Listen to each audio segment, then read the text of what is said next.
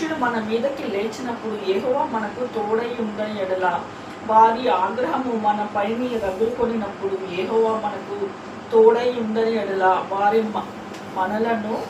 వారు మనలను ప్రాణముతోనే మింగివేసి ఉందురు. జలములు మనలను ముంచివేసి ఉండును.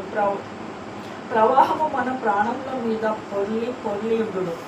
ప్రవాహములై ఘోషించు జలములు మన ప్రాణముల మీదుగా పొర్లి పారియుండును. అవి ఇజ్రాయేలు అందురుగాక. వారి పండ్లను మనలను వేటగా అప్పగింపమని యెహోవా స్తుతి నొందునుగాక. పక్షి తప్పించుకొనినట్లు మన ప్రాణము వేటకాన ఊరి నుండి తప్పించుకొని ఉన్నది. ఊరి తెంపబడెను. మనము తప్పించుకొని ఉన్న భూమి ఆకాశములను సృజించిన యెహోవా నామము వలననే మనకు సహాయము కలుగుచున్నది.